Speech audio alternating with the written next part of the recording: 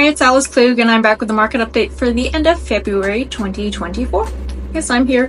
I hope you've had a great month. I've been doing a lot of landscaping and moving heavy wheelbarrows of dirt from my backyard. So fun times, right? But if you garden, c'est la vie. But anyways, let's get into the sales, shall we? So at the end of February, we had 470 sales go through, which is an increase of 2.2%. So basically the same as 2023 in February, which is fine. Active listings, we had 2,364 active listings at the end of February, and that's up almost 31%. So again, we've been watching me say this time and time again, it's climbing and climbing. So there's more properties for buyers to choose from, which many think is actually quite a good thing. So yes, 31% increase in active inventory. So the benchmark home price for homes in Victoria is 1.247 million, and that is down 0.03%, so basically the same as last year for the benchmark price, so no biggie. Sales are up 1.8%, again no biggie, and the median price for homes is 1.165, and that is up 5.9% year over year. So houses aren't changing too much. So let's look at condos. For condo sales, we have a benchmark price of $557,000, which is up 1.4% versus last year. And the median is $535,000, which is down 2.2% versus last year, for anybody who's tracking that. Sales are down 5.6%. So it's a bit of a leveling off. I mean, condos are still selling. I had one listed and we had an offer on the very first day. So I wouldn't say that sales are slow in condos, but Victoria has a lot of one bedrooms that are sub 500 square feet and they just sit and sit. And so, yeah, that is condos. Let's move on to townhomes because they've had the biggest difference. Okay, so for the biggest change in the sales in February was townhouses. So they were up in sales by 51%, which is quite a jump. But as I said in my last video, people who can't afford houses buy townhouses, so it makes sense. The benchmark price for a townhouse in Victoria is $823,000. The median is $799,000, which is up 7.5% versus last year. So naturally, if there's more sales, more demand on townhomes, those prices are going to go up. It's just the way it works.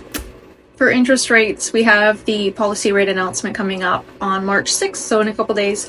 And I don't think that they will change the rate. I think it'll stay the same. That's what I'm hearing from brokers, so we'll see. But in reports, they're basically saying that the Canadian economy is not weakening enough to push them to cut the rates. So that's they'll probably stay the same. I don't see them raising them, but we'll see on the 6th. But that's what we know for now. The other thing that I put in a previous video was that BC announced a home flipping tax. And basically what that's going to mean is starting January 2025, if you sell a property that you have not owned for 2 years or more, you will be taxed 20% on the profits of that sale. So, like if you profit $100,000 above what you paid for it, you're going to pay tax on that.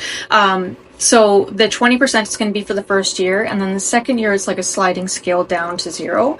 So I'm not sure what that range is going to be, but just so you're aware, because if you purchased a property in 2023 and you're selling it after that date, and it's not been 2 years, you'll be subject to some kind of taxation on your profit, which you probably will have. So just be mindful of that if you're planning timing of a sale or even a future purchase that you don't intend to hold long term. Make sure to put that into your calculations.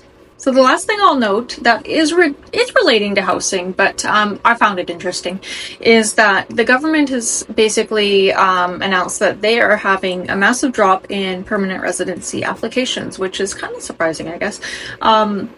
Since September, they've noticed month after month after month decreases in applications.